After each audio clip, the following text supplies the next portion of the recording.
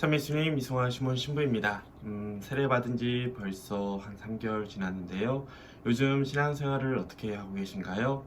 아마 저 면담 때 얘기하신 것처럼 때로는 어떤 체험을 통해, 때로는 누군가의 소개를 통해서, 또 누구는 삶의 의미와 가치를 찾기 위해서 하느님의 자녀가 되기로 결정을 하신 걸로 기억을 하고 있습니다. 하지만 세례를 받고 난 다음에 시간이 지나면서 조금씩 우리 마음의 열정이 식어가게 되죠. 아마도 신앙생활, 세례를 받음으로써 자신의 삶이 완전히 바뀌었다라고 생각할 수도 있겠지만 삶의 현실은 그대로이기 때문에 아마 일상의 모습들에 젖어가면서 다시 예전의 모습으로 돌아간 것이 아닐까 하는 생각이 듭니다. 그래서 세례를 받을 때 느꼈던 그 뜨거움, 그 마음속의 열정, 그런 것들이 불타올랐지만 시간이 지나면서 인간적인 한계 때문에 조금씩 식어가는 것을 볼 수 있을 거예요. 그래서 이제부터는 매주 신앙생활에 대해서 우리가 오는 여러 가지 유혹들, 그리고 어떻게 영성생활하면 좋은지에 대해서 일주일에 한 편 혹은 두 편씩 제가 영상을 찍어서 올려드리려고 합니다. 오늘의 주제는 신앙 여정을 제대로 걷기 위해서 우리가 어떤 자세를 가져야 되는가라는 주제로 짧게 말씀을 드리려고 해요. 실제로 세례를 받은 후에 한 6개월 정도 지나면 많은 분들이 어쩌다가 성당을 한번 빠졌다가 어느 순간부터 죄책감에 혹은 고해성사를 하는 것이 두려워서 혹은 성당에 빠져도 자신의 생활에 큰 문제가 없는 것처럼 느껴지기 때문에 조금씩 열정이 사라진다고 합니다.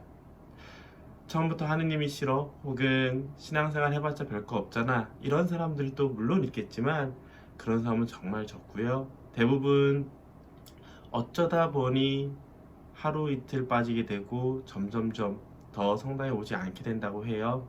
특별히 지금처럼 코로나 시기로 인해서 사람들이 모이는 곳이 걱정되거나 심리적인 부담이 온다면 자연스럽게 방송으로 미사를 드리는 것이 습관화됐다면 우리의 믿음은 신앙생활은 더 빠르게 식어가게 됩니다. 왜냐하면 우리가 사람이기 때문에 육체를 가지고 있잖아요. 그래서 자주 만날수록 보고 느끼고 체험할수록 우리는 더 끈끈한 관계, 더 깊은 관계로 나아갈 수 있지만 혼자서 그저 영상을 통해서 보거나 혹은 어디서 들은 이야기로만 전해져 듣는다면 우리의 신앙생활이라는 것이 육체적으로 느끼지 못하기 때문에 조금씩 멀어지게 됩니다. 흔히 눈에서 멀어지면 마음에서도 멀어진다고 하잖아요.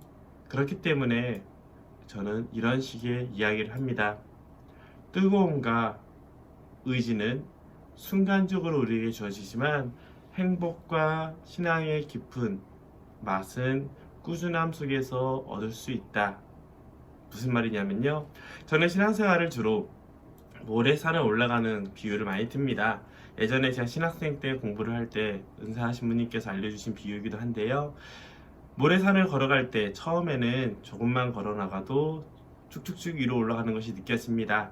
하지만 어느 정도 수준 높이를 올라가기 시작하면은 내가 늘 하던 만큼만 했을 때 모래산이니까 아무래도 점점 미끄러 내려지겠죠. 늘 하던 만큼 하면 그 자리에서 나는 꾸준히 한다고 하지만 그 자리에 머물게 돼요. 오히려 일정 수준이 넘어가면 이제 소극적인 신앙생활에서 보다 적극적인 더 많은 것을 공부하든지 이웃에게 더 봉사활동을 하면서 내가 느낀 사랑을 베푼다든지 이런 다양한 방법을 통해서 보다 더 많은 에너지를, 시간을 하느님을 향해 나아가야 될 겁니다.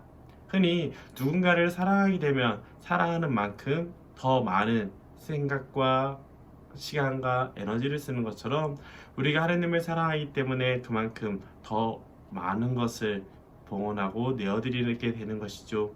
그러다 보면 어느 순간 더 깊은, 더 높은 신앙의 여정으로 나아갈 수 있게 됩니다.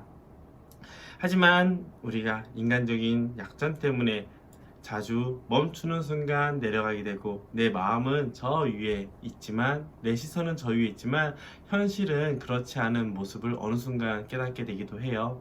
그래서 신앙생활을 꾸준히 해야 된다는 것은 처음부터 너무 열심히 달리기보다는 내가 느낀 만큼 활동하고 어느 정도 내가 삶이 정착이 됐다, 이런 습관이 되었다 싶으면 보다 더 많은 것을, 더 깊은 것을 배우거나 실천하는 것이 중요합니다. 만약 그 단계를 어렵다면은 본당 사제들에게 여쭤보면 더 도움이 되겠죠. 그래서 근데 제대로 올라가기 위해서 혹시 산에 올라가다가 이 산을 잘못 올라갔네 라고 실수할 수 있잖아요. 그렇기 때문에 보다 안전하게 그리고 확실하게 올라가기 위해서는 꾸준함도 필요하지만 길을 제대로 보여주는 지도와 그리고 내가 꾸준히 걸어갈 수 있는 신발도 필요하겠죠. 또 더위를 피할 도구와 비상약들도 필요할 거예요. 바로 이런 것을 구하는 것이 미사와 기도 생활을 꾸준히 할 수 있게 하는 환경을 조성하는 거고요. 두 번째로 꾸준히 올라가면서 산을 올라가면은 아무래도 몸을 좀 더 가볍게 해야겠죠. 내가 세상을 바라보고 살면서 오는 유혹들로부터 조금 더 가벼워지기 위해서 하나씩 하나씩 내려놓을 수 있는 마음이 필요합니다. 다시 정리해 드릴게요. 하느님 말씀에 대한 성경을 매일 읽고 그 하느님의 뜻을 찾아가는 공부하는 모습, 또 교회에서 가르치는 내용들을 하나씩 하나씩 알아가면서 우리가 제대로 된 안전한 모래산을 목적지를 향해 나아가는 지도와 준비물을 구한다면, 두 번째로 꾸준히 나아가기 위해서는 미사와 기도 생활을 할 수 있도록 내 환경을 조성하는 게 중요합니다. 하느님 성경에 대한 가르침은 아무래도 신부님들의 매일 강론을 통해서도 배울 수 있겠고요. 혹은 성경을 매일 읽는 것도 중요하고요. 혹은 본당이나 혹은 성당에서 가톨릭 교회에서 공식적으로 인증한 성경 공부에 들어가서 공부를 하는 것도 도움이 될 겁니다.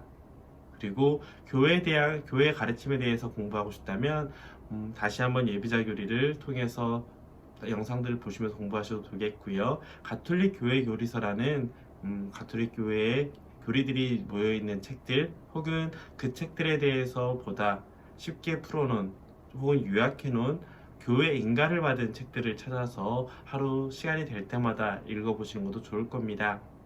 이렇게 성경과 교리를 공부하는 것이 보다 안전하게 꾸준히 올라갈 수 있다면, 이제 내 하루의 시간을 하루의 시간을 계획할 때 기도하는 시간을 미리 먼저 배정을 하거나, 주일에도 내가 어디 여행을 간다 싶으면 혹은 어디를 나가야 된다 싶으면 내 하루의 제일 우선적인 시간을 미사와 기도 생활로 할 수 있도록 미리 계획을 잡는 게 좋겠죠. 이런 거예요. 주일에 여행을 가게 되거나 어디 멀리 나가야 된다면 돌아올 때 좀 애매할 수도 있잖아요. 그러니까 먼저 토요일 날 저녁 주일 미사를 참석해도 되겠고요. 혹은 출발하기 전 주일에도 새벽 미사를 통해서 미사를 참여해도 될 겁니다.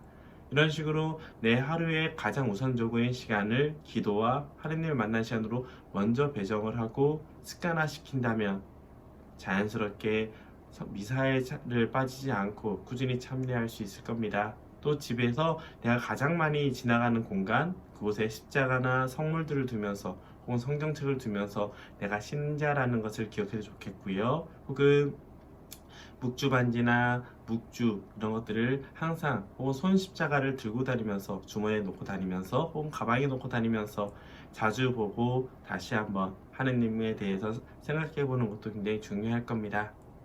자, 그래서 오늘 제가 말씀드리고 싶은 거, 신앙생활을 꾸준히 하기 위해서 필요한 두 가지는 신앙의 방향성을 알려주는 교회 가르침과 성경의 말씀에 대한 노력, 그리고 두 번째는 꾸준히 나아갈 수 있도록 나의 기도 생활을 환경을 준비하자입니다. 그래서 기억해 주시고 하는 말은 한 줄로 줄이면 이렇게 할 수 있겠죠. 신앙생활은 한순간의 감정이나 의지가 아니라 꾸준함 속에서 성장할 수 있고 그 안에서 기쁨과 행복이라는 결실을 맺을 수 있다. 이것을 기억하면서 이번 한 주간도 주님 안에서 나의 관계를 한번 돌아볼 수 있었으면 좋겠습니다. 감사합니다.